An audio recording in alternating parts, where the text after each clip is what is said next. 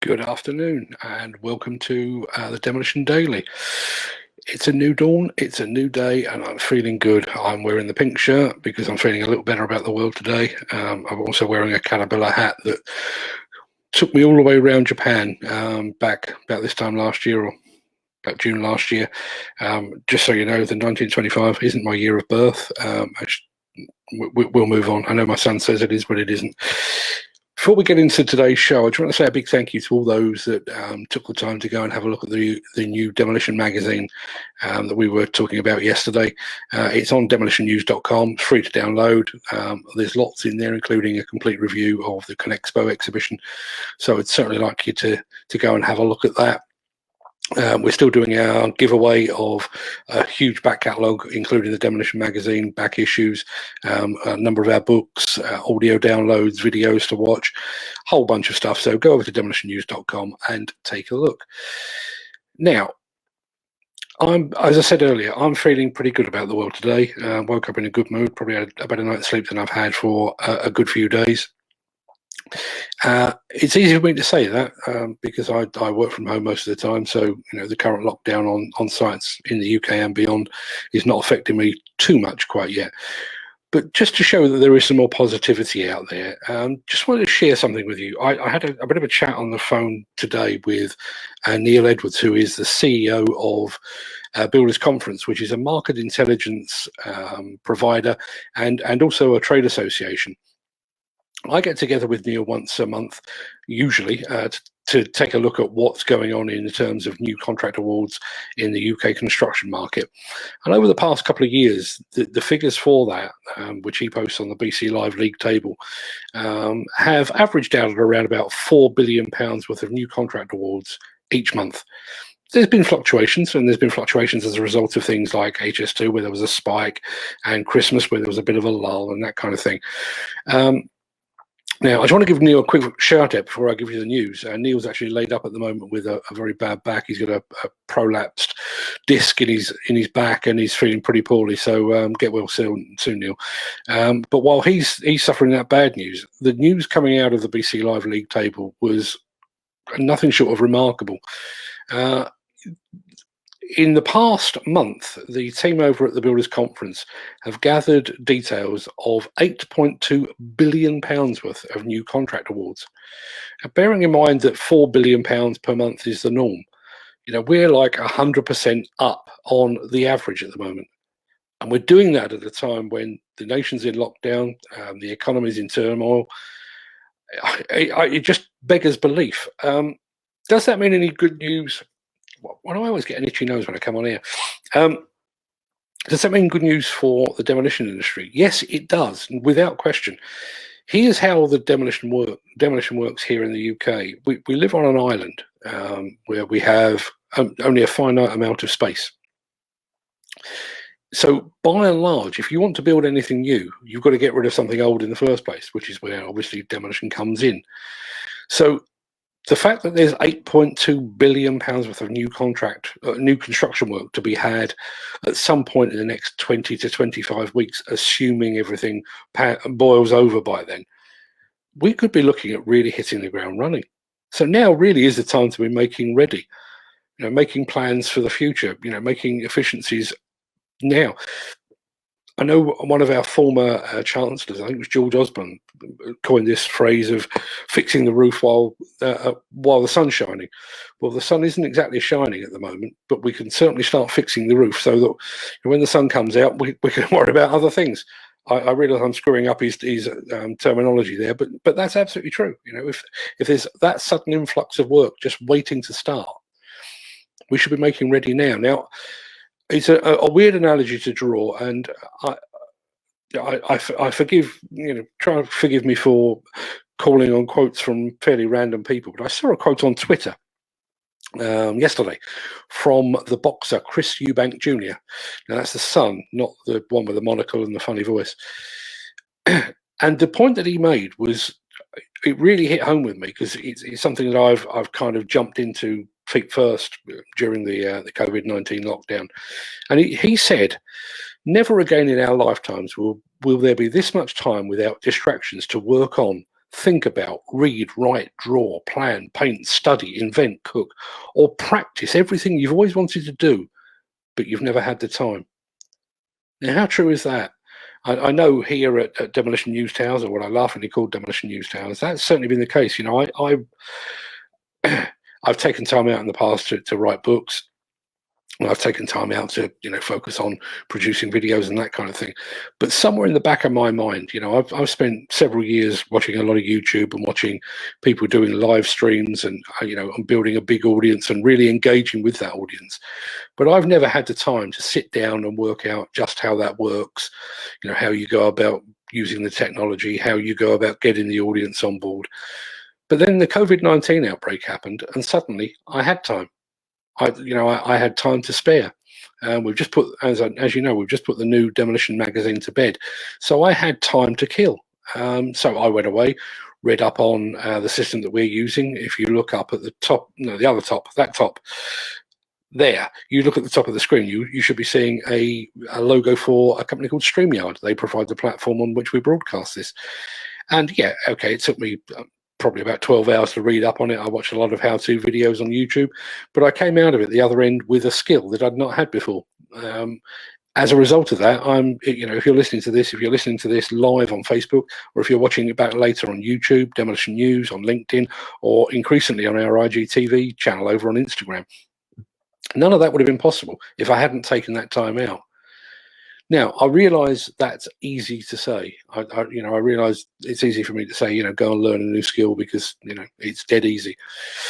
It's not dead easy. This one was, because it's a very straightforward platform. But I also realise there's a lot of people out there that are worried about things like paying their bills, feeding their families, and basically just surviving. You know, they're worried about whether or not they might actually have a job when all of this blows over, despite all that I've said about, you know, a potential upturn as a result of the BC Live League table things. I also realise that for some, a change of career path or a slight going off at a tangent is not particularly easy. You know, there will be some that are maybe a bit too long in the tooth, although I'd consider myself one of those, a bit too long in the tooth to be going off in different directions.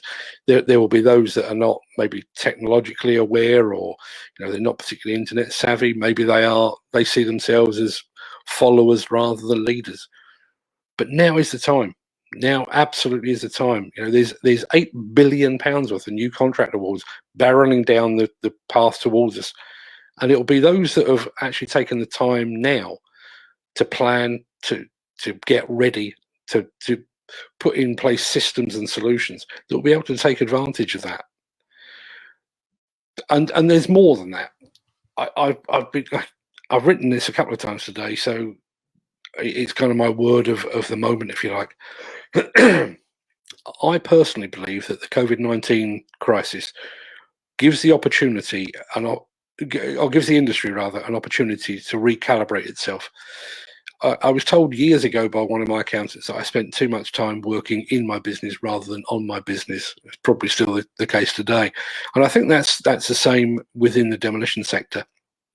Everybody's so busy chasing the next contract, the next opportunity, you know, glad handing with potential clients, networking, you know, building relationships, building, you know, buying equipment, sorting out staffing problems. They don't actually have the time to think, where do we want to be? And I do think that this, you know, if you take it the right way, I think this current crisis that we're all going through together gives us an opportunity to take a step back and take a broader look at the industry, at our businesses, and the way that we work. And I also think it gives us an opportunity to reinvent ourselves. I think for far too long, demolition has been seen as the poor relation to construction, but there are so many ways in which we actually lead the sector. If you think about, you know, our health and safety track record, last year was a glitch. I've written about it long enough and I'm not going to dwell on it. Last year was a glitch, but by and large, the UK demolition industry has a very, very, very good health and safety record, far better than its neighbours in construction, far better than in the refurbishment or the waste sector. You know, we are leaders there. I think another area where we lead even to an even greater degree is in recycling and environmental care and minimising environmental impact and reusing, repurposing, and recycling materials. Nobody does that as well as we do. I've just had a comment come in. Let's have a look. Funny enough, he got a mention earlier. It's Peter Haddock. I think you're right. Broader look at what we do is necessary moving forward, and that's exactly the point I'm making. That's exactly where we are today. We do have an opportunity to step back and say, okay, how are we going to take this business forward? Are we going to focus on a particular line of demolition? Are we going to focus more on the recycling side of things, scrap side of things? There are many, many ways that we can be recalibrating and rethinking. And I think one of the things that's come out of this, and it is something that I'll probably come back to a bit later, is I think it's given us an opportunity to think about the demolition business as a whole, but also who we work for and how we work for them. I think there'll be a lot of demolition workers out there, experienced demolition workers, that, good or bad, will have seen just what their current employers really think of them through this crisis. When things settle down, I actually think that you could see a mass exodus away from those companies that have treated their companies poorly or treated them as just a number. And if there's any justice in the world, I think that works the other way as well. Those companies that have shown compassion, kindness, understanding should have the pick of the very, very best staff going forward. And if they've got the very, very best staff and they've taken this time to think about their business and to plan ahead, those are the companies to watch. Those will be the ones that do come out of the COVID-19 crisis running. They will hit the ground running, and they will be the people to watch. They will forge the business in the future. I also think there's going to be a big drive for efficiency as well. Regardless of how all this plays out, regardless of how the furlough system works out, regardless of business loans and various other bits and pieces, the industry, the nation, the world will have taken a very, very big financial hit. So the first thing that everyone's going to do is to look at how they can reduce their costs. Now, I'm hoping that most of that cost reduction won't be in the form of jobs. It shouldn't be, as I've said earlier. With that much new construction work coming down the line, we should be in a position where we're actually looking to take on staff fairly soon rather than get rid of them. But there will be a drive for efficiency. I need to cut costs, and I need to do things more efficiently. Now, I guess one of the ways to look at that is in the equipment that we run. Can we buy better, more efficient, more environmentally friendly equipment? One of the things that really stuck out to my mind when I was in Conexpo with Peter, who I mentioned earlier, virtually every stand worth its salt now has got an electric machine of some description. Now, as it stands today, most of those electric machines are at the lower end. It's little compact excavators, little compact skid steers, and that kind of thing. I know Case unveiled the first electric backhoe loader, but that's going to come. And when you think about, for a start, you think about the way that we're gradually clamping down on emissions within cities like London and Manchester and Birmingham. There will be demand for that. We've got people working very, very actively now in areas such as the petrochemical industry, pharmaceutical industry, power stations, hospitals. That after all of this is blown over, I would like to think that the government will be looking to step up the refurbishment and the improvement of hospitals. Those electric machines will have a place. There will be a demand for them. Now, as it stands at the moment, I can't think off the top of my head, and I'm sure I'm wrong, but I can't think off the top of my head of any demolition companies that are running electric machines. The time will come when you will be required to. You will have to take those sort of things on board. I think I've mentioned Peter a couple of times, and we had a long chat, not one of the ones that wasn't on air, this one, but we had a lot of time to talk over in Las Vegas. And one of the things that we talked about a lot, and one of the things that I think will be one of the lasting legacies of COVID-19 will be a greater degree of collaboration, working together for a greater good. For far too long, I think, I'll give you an example. Here in the construction the construction journalism business, for years and years, I worked on a magazine called Contract Journal. And our biggest rival was another magazine called Construction News. Contract Journal sadly no longer exists. Wasn't me that took it down, but it no longer exists. Construction News is still there today. And the way that we always worked was the fact that we were always looking for our own scoops. You know, don't let the competition see what you're doing. Don't let them be aware of the hot news story that you've got. Why? What possible difference does it make? You know, we live in a connected world now, where if I get a news story, or Peter gets a news story, or Nick Drew at Earth Movers gets a news story, or whoever gets a news story, it's on the internet. It's freely available. People can see it. Collaboration is the key. Peter, absolutely spot on. I know it's one that you and I have spoken about a lot, but you're absolutely right. That's exactly where we are today. Now, I've mentioned Peter, and this is going to be probably the last time that I mention him. Our show today was originally intended to have a couple of guests on. Unfortunately, one couldn't make it at the last time. So Peter, being the kind and considerate soul that he is, he suggested an alternative guest. And the guest he suggested, I can see him lurking in our green room. I'll press the button and invite him on in a second. But he's an expert in things like connected construction and smart sites and digital twins and a whole bunch of other stuff that I don't even pretend to understand. So let's get our guest on and let's ask him to explain exactly what those are. HoPi, good afternoon to you. Thanks for joining us. Well, thank you for having me. Just give me a thumbs up if you hear me. I can hear you loud and clear, and you are broadcasting live to the world, or you know, the few dozen people that are currently watching us. So yeah, I've mentioned, obviously mentioned your name. People can see your name at the bottom of the screen there. But quick introduction: who are you? Who do you work for? And what is it that you do for a living? So okay, I'll try to make this quick. So my name is Holger Pietzsch. Holger is a horrible name if you have an international career. It becomes Olje and Holge and you name it. So most people just call me HoPi.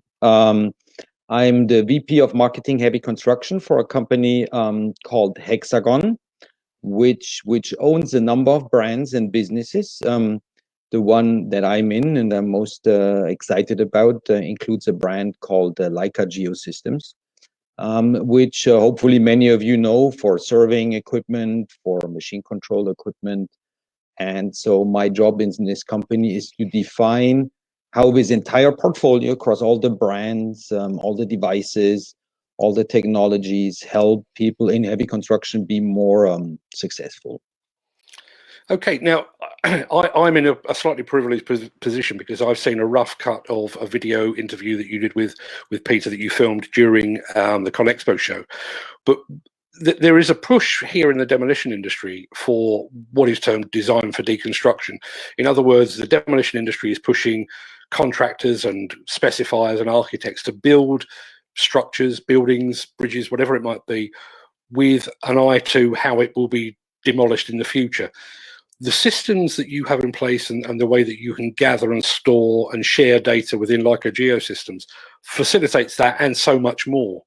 Can you give us an idea of exactly how that works? Yeah, sure. And you just chime in if I'm not clear.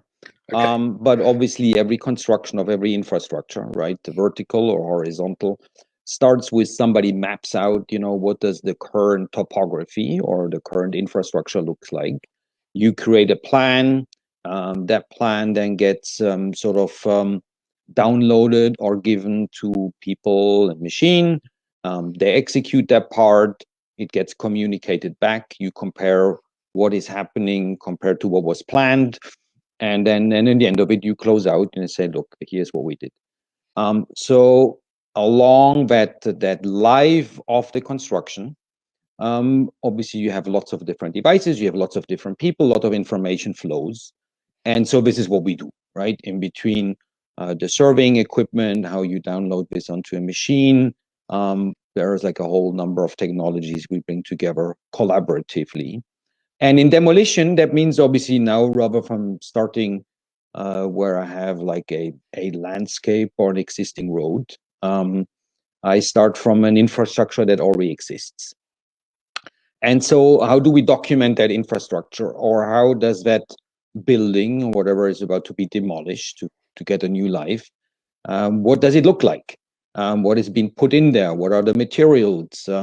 How has it been put together?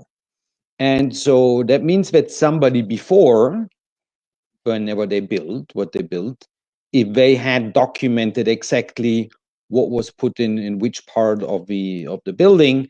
If you had that available, then it would make it easier for you to plan how you do the demolition, which materials you need to take care of, what you're going to find. So how do you now document a building as it's being built? And one of the fascinating technologies that is moving forward here is a 3D scanning. So 3D scanning, I think some of us might know in our personal life, and it starts with a little laser that you point somewhere in the corner, and the laser says, okay, this is 3 feet away, and your carpet is too short. Now you imagine that laser, and you imagine 2 rotating lasers taking 200,000 points a second and reading an entire room with the exact measurement of every point in space, in terms of how far is one point from another, how far is that point in latitude, longitude, altitude, and you record that. And then each one of those points, now you can go in and say, this point belongs to an object that is a pipe. And then you record this and you say, okay, there is a pipe here. The pipe has the following dimensions, or the pipe has the following material, age, supplier, serial number, you name it. And then as you build that building, you like a time capsule. Let's say you take this point cloud photo or 3-dimensional photo every day, once a week. You store that, put it away like in a time capsule, and then the next generation or the next owner or somebody who needs to take the building apart basically takes that time capsule out of the shelf or the cloud, I guess in our case, and then go through and say, okay, where is the pipe? How many pipes are in there? Is it made of lead? And I think from that point of view, we hope that these things being documented will, for future contractors, for future generations, for future users of the building, provide very valuable information as it passes from one player to the next, from one generation to the next, from one owner to the next. Does that make any sense, Mark? Bizarrely, yeah, given my intelligence level, that made complete sense. Yeah, absolutely. One of the things that came out of the video that you recorded with Peter was this notion of demolition to demolition, because most projects, particularly here in the UK, as I've already said on the show, we live on an island with finite space, so a lot of construction, or most construction, starts with demolition and it ends with demolition before construction starts again. To my mind, what you're saying here is this is an area where demolition could actually take a lead, because by and large, the first boots on a site that's to be developed are usually on a demolition man. Oh, no, it's an excellent point. What did Mark Twain say? To buy ground, they don't make it anymore, and so yes, more and more of what we build is being built of where somebody has been before. And the second life of any infrastructure, I think, starts with somebody who takes care of the previous infrastructure. And so I would see very much in that photo album or life of an infrastructure that that documentation of what has been there before and what will be thereafter is sort of handed over, and an important linchpin in this journey would obviously be the demolition contractors. How is that sort of information accessed? And the reason I'm asking that, we're in a situation now where we're in the age of BIM, so we're supposed to be gathering and collecting information, but BIM, to my mind, I don't deal with it a great deal, but it does seem like there are so many different systems and different platforms, none of which really speak to each other. Are we in a position with what our demolition to demolition scenario, where that information can be readily accessed today, 20 years, 30 years in the future? Yeah, I think today a lot of these systems, I think, have been designed by experts for experts, right? And I think sometimes we have to get rid of these shackles of the past. Nobody says because today you were an operator, you always have to be an operator. and we believe that good technology is available to people, but that might not spend 10 hours a day just thinking about that technology. And I think something like the documentation for a building or something that has been built or is about to be demolished should not be significantly more complicated than a photo album, which you store your photos today on your smartphone. It replicates with the cloud. You can go back in time, and now it recognizes faces and family members. Well, if you think of some of his documentation now like a three-dimensional picture, that might have additional information to it, like your phone now knows that this is a picture of you, and it has face recognition. Well, we could think of object recognition in some of these documentations also. And then we really want to get to a point where they're very easily accessible. They can be stored. Look, I think these days it makes sense to store things in the cloud, but it really doesn't matter. But they should be very accessible, and anybody should be able to browse through a building as it has been 50 years ago, 30 years ago, or maybe how it looked like in 2 years once the demolition is over and a new building will be erected in its place. I think that would be a wonderful journey, and it should be a journey that is accessible for people in the profession. But I think as constituents and taxpayers, maybe we want to know as well, is there some asbestos in a building close to me? Is this building going to be soundproof and environmentally friendly when it's done? I think all of this information can be made available more easily to more players. One of the things that struck me with visiting the Leica stand at Conexpo is this idea of connecting machines and machine control. So we've done the survey. That the information from that survey can be plumbed effectively into a dozer or an excavator, and it will be required to doze to a certain grade or dig to a certain depth or whatever it might be. How far are we from applying that sort of technology to the demolition process?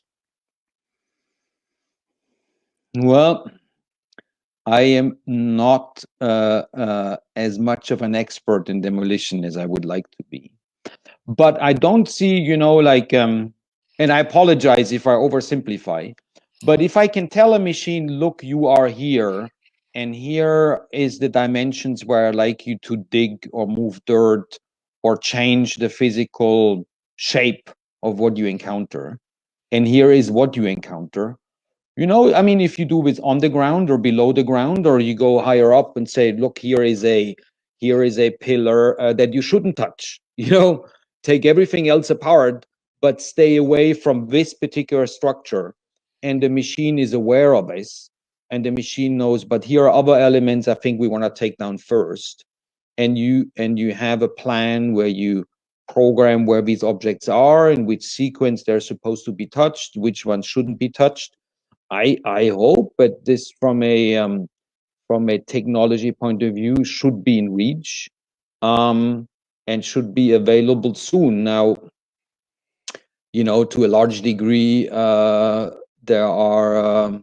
I'm not aware exactly in terms of how far we are in prototyping all of this, but I think there would be a lot of value having this available to people in your profession, from a safety perspective, from a efficiency perspective, and also from a perspective to differentiate the work that you do as compared to maybe other methods.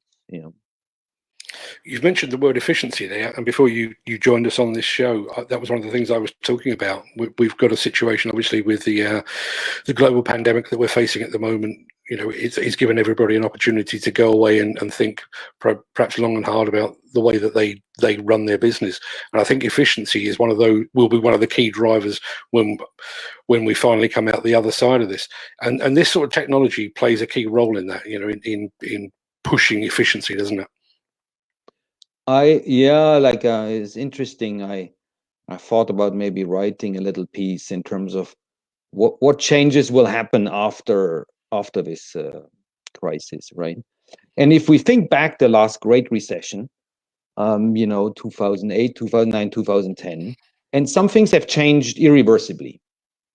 For example, in terms of the amount of money you spend on brands now, what you put in your fridge and what you put in cleaning products. People during that recession have learned that, you know, other stuff works as well, and it has never come back. You know, it has changed behavior of consumers like you and me. And so what's going to change in construction now when we come out of this Corona situation? And I think three things will happen, right? One is, in general, digital processes are more robust. You know, just like you and I can work from home now, given technology. I think if now our plans are available, information is available, you know, you don't need to travel around with physical pieces of paper. Everybody today who works in a company that has these technologies, and everybody who runs a company that has technologies like this one is in better shape. And I think they will all realize that. So I think digital process will have a great future because people realize they're more robust. The second one, I think people like you and me will realize, look, you know, now with technology, I'm a Superman. I can work anywhere on anything. I've always thought I was Superman anyway, to be honest. But you were there. So I think a lot of people that try to kind of offer their services in the labor market will realize that they are more employable or more attractive. And I think also companies that say, look, if I offer technologies for my employees, then you know what, I can hire and attract people from a larger pool of people. And then I think definitely technology helps. So I think that's going to be the case. People will realize that, hey, either as an employer with technology, I have access to a larger pool of people, or as a somebody who offers a service with technologies, I have access to more employers or jobs. That's good. That's going to accelerate. And the last thing I think that will happen, if I think governments will realize that it is important to reinvest into public work, not just consumption, but actually things, you know, that last longer. So I'm not sure we're going to find a return to pure Keynes mechanism to boosting the economy. But if we do, I think constituents will want to have better documentation on how their money is being spent. Is it spent safely? Is it spent environmentally friendly? Is it spent in a smart way? And documentation and technology, just like what we talked about before, will feel everybody happier in terms of that their taxes are spent the way they should be spent. So you take these three things, I think all of them will contribute to efficiency. I think they will contribute more to collaboration. I think they will contribute more to transparency. And you could argue to a degree also more solidarity, as we all realize, you know, people are kind of important. You know, when you sit at home, when you can't work and you don't meet anybody, you know, business without people is not business, and it's not fun either. Funnily enough, one of the things that I think has come out of this, there's been a lot of talk, certainly in the UK press, about the fact that construction is at least partially exempt from the lockdown because it's considered essential work, which I totally agree with, but also because you can't do construction work from home. Actually, there's quite a bit of construction work that you can, and I think in the future there will be an awful lot more construction work that you can very easily do from home. I think yes, you can plan a lot of construction. You can check if the construction that you did happened the way it is. You can organize, you know, how do I bring all of these creative people back together when everybody's back out there. And so obviously, yeah, what you can't do is actually physically changing and moving things. But a lot of the other things around that you can actually do increasingly from home and from space. And so yes, it's just as well, because that's the only way I'm earning money at the moment. Listen, Holger, it's been absolutely fantastic to speak to you. The one thing I would say is we've only touched the very, very tip of the iceberg here. Where can our viewers and listeners and readers find out more? Where can they find out more about the sort of technology that you've been talking about? Oh yeah, thank you. Yeah. So as I said, you know, we operate globally. most people in the UK can find out about Leica Geosystems. We have a website, obviously, Leica Geosystem. We have people all over country, but our head office is in Milton Keynes.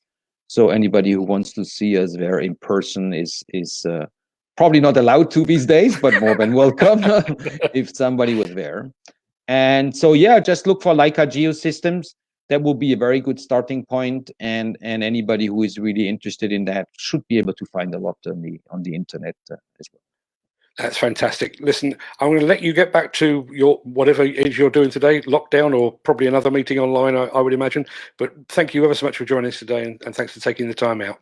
No, Mark, thank you. It was a real pleasure getting to know you as well. And I was told that you wrote a book about your dad in the profession. So well, it wasn't my dad. It's a children's book, and it's called My Dad Does Demolition. My dad doesn't do demolition, never has, but yes, okay.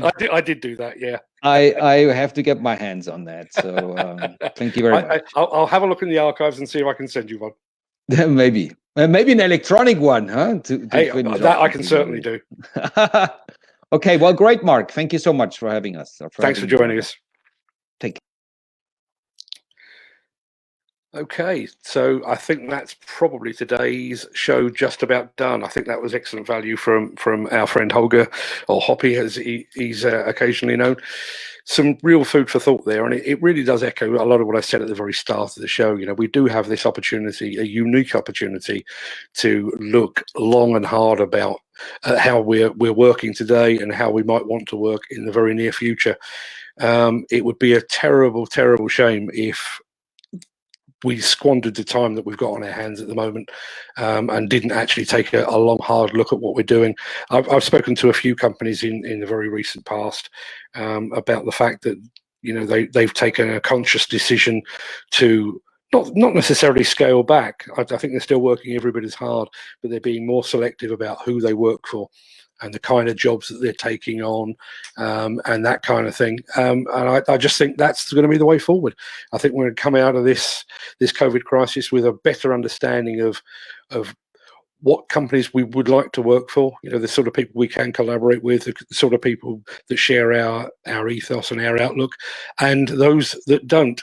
And I realise ultimately we're all driven by the need to make money and to keep the wheels turning. But I do think we do have an opportunity to think long and hard about which companies we work for, which companies we don't, and the sort of work we take on. Peter, thanks ever so much for your comment there. It's nowhere near as good as the interview you did with HoPi, so once that video comes out, let me know and I'll get that up and out and let everybody else see it. It's become a bit of a cliche, but I'm going to shut the show down with the same old nonsense that I normally say. Stay safe. Keep your family safe, keep your friends and your colleagues safe, look after yourselves. Let's all meet again for a beer or a coffee or possibly a combination thereof when all of this is blown over. Think about your business, think about the future, and we will see you tomorrow, and we'll see you on the flip side of the COVID-19 crisis. Thanks for watching and thanks for taking part. HoPi, all the very best.